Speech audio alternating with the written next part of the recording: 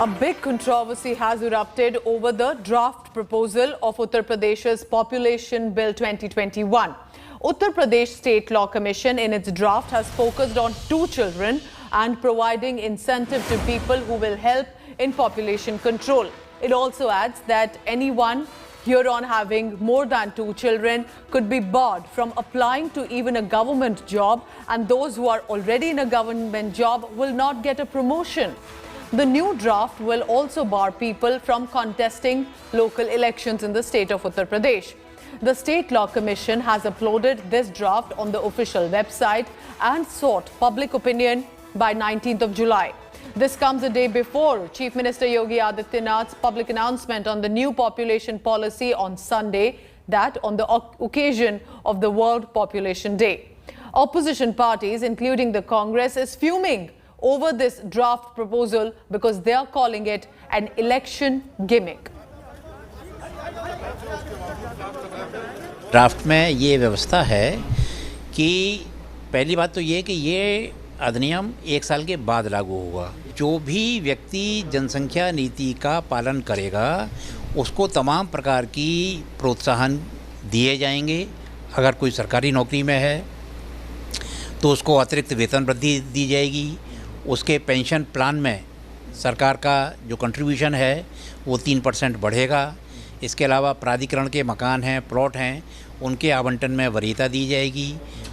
बच्चों की शिक्षा, चिकित्सा, ये सब निःशुल्क होगा और भी बहुत सी सुविधाएं हैं जो हम इसमें देने जा रहे हैं। उत्तर प्रदेश राष्ट्र का हिस्सा है और राष्ट्र का हिस्सा है तो जब राज्य में कुछ होता है तो देश की दृष्टि से भी फायदेमंद होता है और आगे दूसरे राज्य भी उस प्रकार के कार्य करते हैं जिससे कि जनसंख्या, जो बढ़ती हुई जनसंख्या है, उसको नियंत्रित किया जा सके। एक मसौदा तैयार किया गया है और मसौदा चूंकि जनहित के लिए हम ला रहे हैं तो जनता से इस पर सुझाव भी मांगा गया है। वो मसौदा जनता के बीच में लेकर विधि आयोग उत्तर प्रदेश का जा रहा है। इस हमारी अच्छी पहल को जनता स्वीकार करेगी तो हम इस पर कानून जरूर लाएंगे, क्योंकि ये जनहित के लिए लाया जा रहा है, प्रदेश हित के लिए लाया जा रहा है, देश हित के लिए लाया जा रहा है।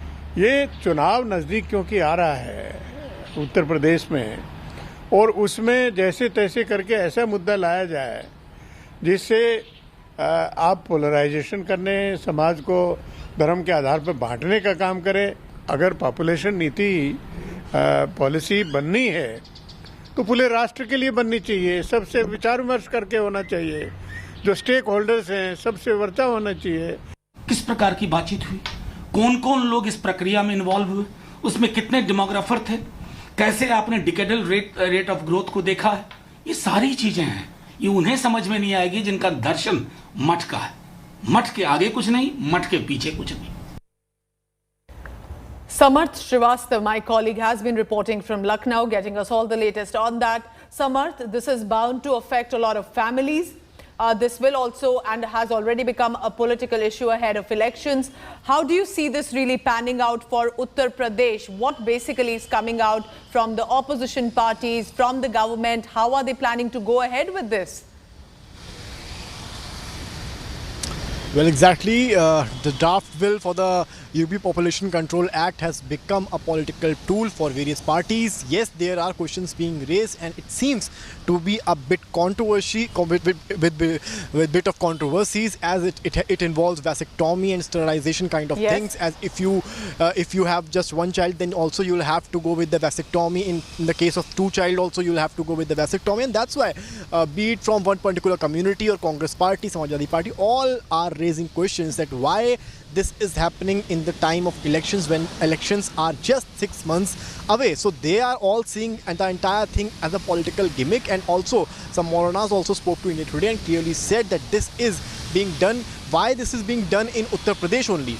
Yes, it's UP is the most populous state, but this should be done in the entire country. As entire nation is dealing with the problem of overpopulation. It's not only about Uttar Pradesh. So these are the questions being raised, and as AN Mittal spoke to India Today, he clearly said that this will have a larger impact, and those questioning should understand that government is not going to waste the money. So public suggestions are being sought for now over this bill, and importantly, if cleared, this population proposal bill will become a law by next year, not right away. Samarth, thank you so much for all the latest.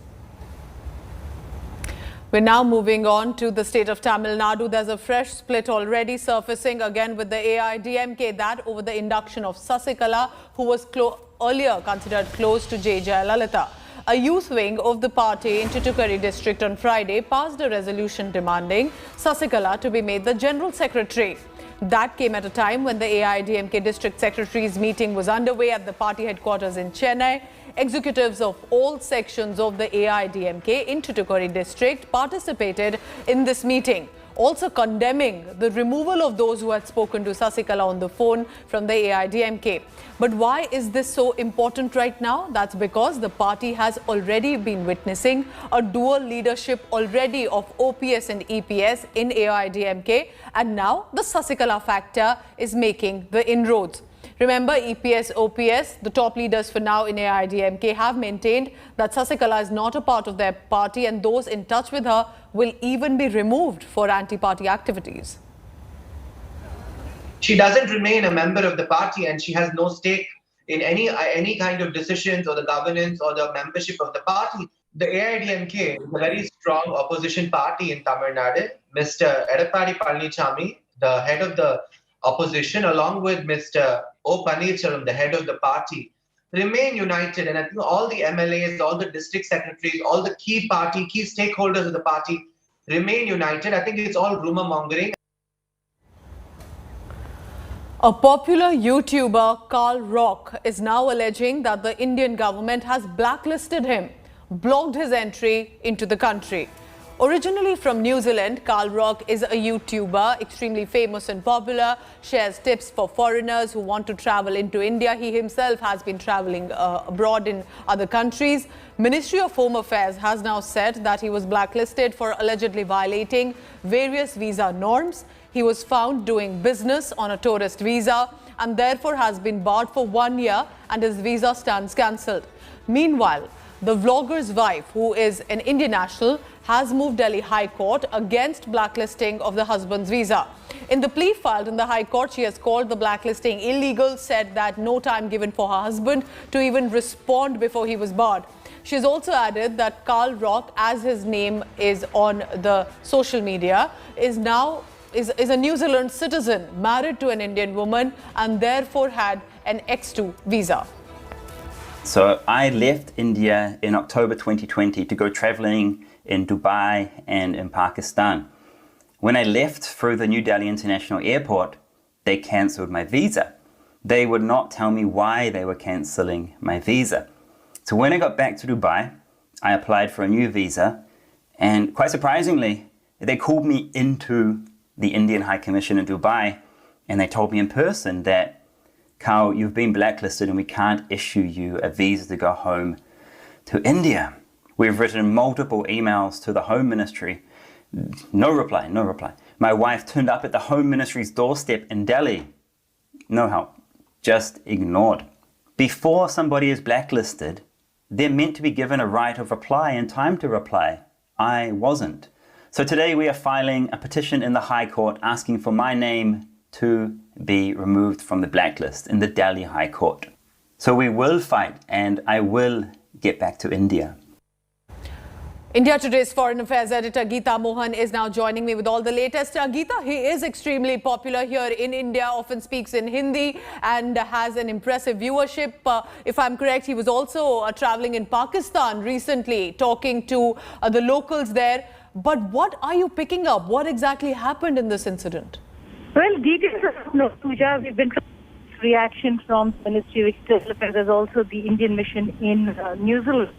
But the fact that he was told by the immigration that he's been blacklisted, many are looking at the fact that he did travel to Pakistan, which becomes a concern when foreign nationals travel to Pakistan, what were they doing, and what their coverage really looked like. That could very well have been a possibility, but if he's married to an Indian woman, should have been taken into consideration. We are still awaiting a reaction from the MEA and from the Commission as to what is the adverse report. Although blacklisting specific reasons are not spelled out, it's a privacy issue. But we still would, we're waiting for the MEA to tell us exactly why he has been denied visa when he has family in India. Geeta Mohan with all the latest. We'll wait for further details. It's a developing story for now. He's alleging he's been blacklisted without any time to respond.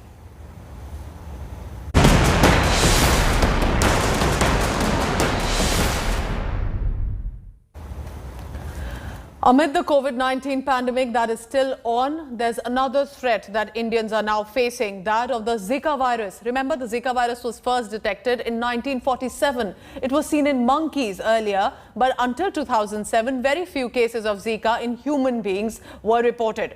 Then a major outbreak arrived, that in Brazil in 2015, revealing that it can actually lead to severe birth defects for children if pregnant women get infected with the Zika virus. The first cases were seen in India in 2017. It has now resurfaced in the southernmost state of Kerala.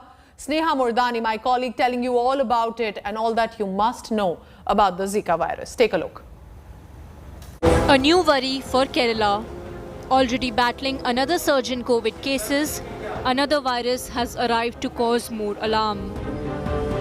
So far, 15 people have been confirmed with Zika virus infections, setting off alarm bells in Delhi.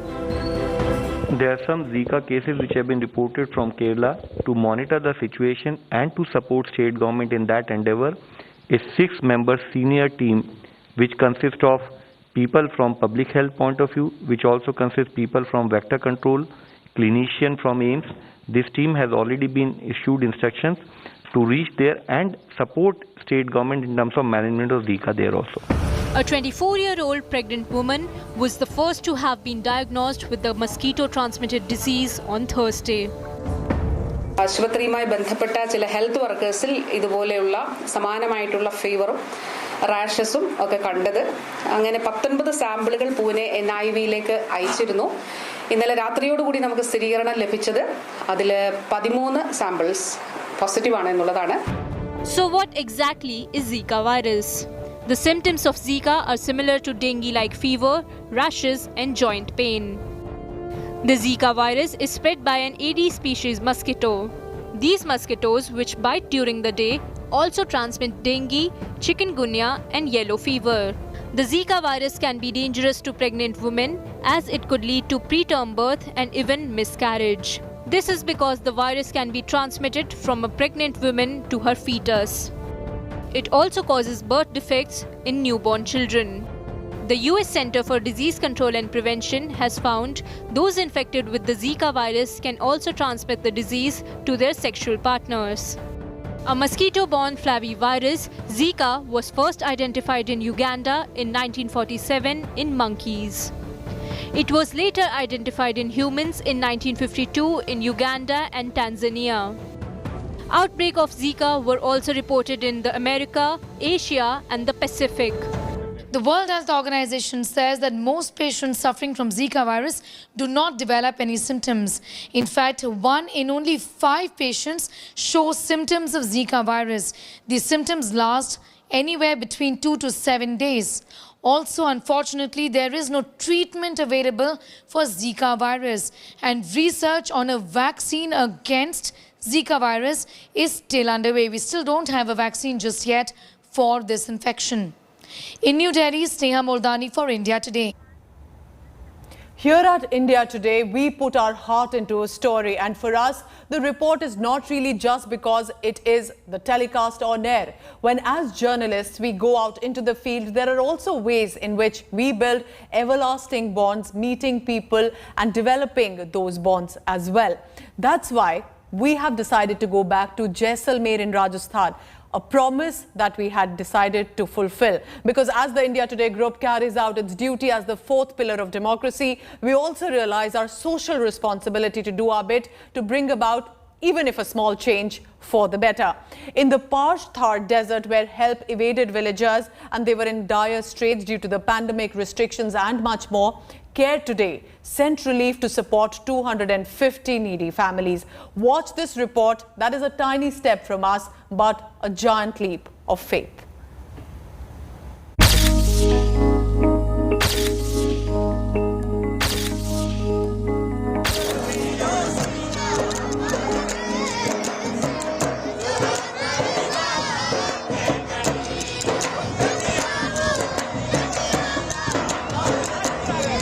The golden sands of Jaisalmer beckoned us again.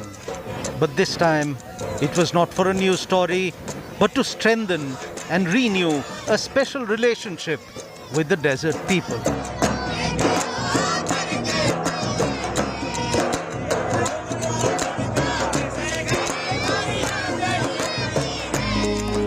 During the peak of the second COVID wave, we traveled for days, crisscrossing the scorching Thar desert.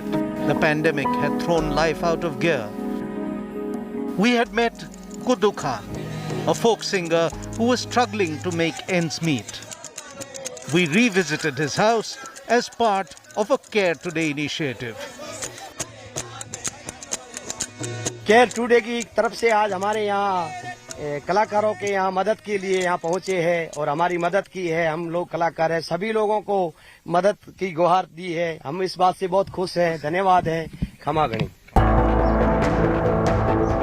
In the past 2 years, the pandemic has crippled the economy of the Assam region, a destination that thrives on tourism. As this remote region waited for someone to heal their pain, Care Today sent relief from 900 kilometers away. The camel riders in this region are the worst affected because of the pandemic. Being daily wage earners, they had no means of earning a living when tourism shut down. सालों में अभी लोग आएगा तो इसका खाना है, हमारे को जुगाड़ होएगा, नहीं तो क्या है, कुछ नहीं. So we traveled to the remote corners of this region, to villages far from the beaten track, distributing relief material. As the fourth pillar of democracy, the India Today group realizes its responsibility to be the voice of the underprivileged. And as a part of a social responsibility, Care Today has journeyed for more than 22 years, touching many lives. But unlike other journeys, this journey is a never-ending effort to bring about a change for a better tomorrow. With video journalist Satya Rotre, this is Mosmi Singh in Jaisalmer for India Today.